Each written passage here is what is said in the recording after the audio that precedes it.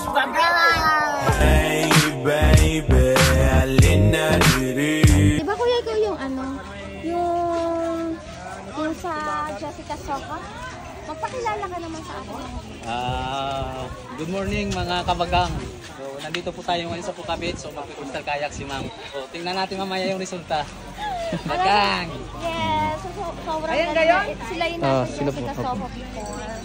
And nag-viral sila kasi sobrang galing nilang dito sa kayak. So let's see kung gano'n nga kagaling ang ating mga photoshoot later on.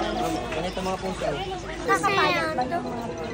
Depende po sa photographer ma'am. Mayroon tayong tinatawag na 0.5, yun lang yung nakapapayat po. So liliit yung balakang at bewang mo dito. So papapayatin tayo ni Mr. Bagang! Bagang. Bakit bagang? Malaki ang bagang mo? Kasi mayroon kasi akong ano dito ma'am, yung tinatawag na bagang. Ito yung nilagay ko sa ikaw. Tapos ginaganon ko yan. Bagang niya. Loko Salamat! Bagang! Ako pa ya?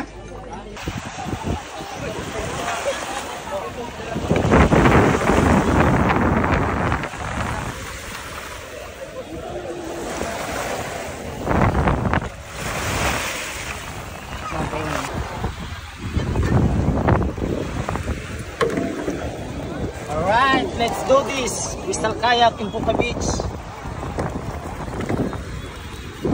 Hi guys! So I'm here to experience the very viral and trending kayak! Crystal kayak dito sa Boracay with Mr. Bagang! Gugulatin ko mamaya si ma'am. Ibabagangin ko siya. So, please, follow lang kayo sa TikTok account niya at saka Facebook page. Okay. So ano nga pong name ng group nyo? Dati ma'am, ngayon nagsusulo lang ako. Solo lang. Pero di ba kayo na-feature Sa sa Discaso.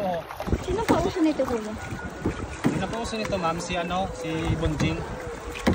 Kasamahan namin dito. Saan nakuha tong ganito? Sa China po ma'am. So first talaga kayo dito na? Dito.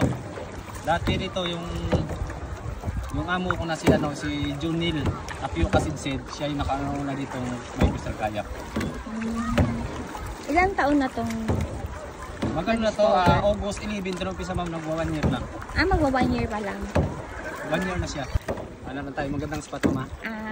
Yung kagaya kay Ma'am Oliver. I tried the crystal clear kayak in Boracay, and the photos are unreal. Let's do this! Crystal kayak in Puka Beach.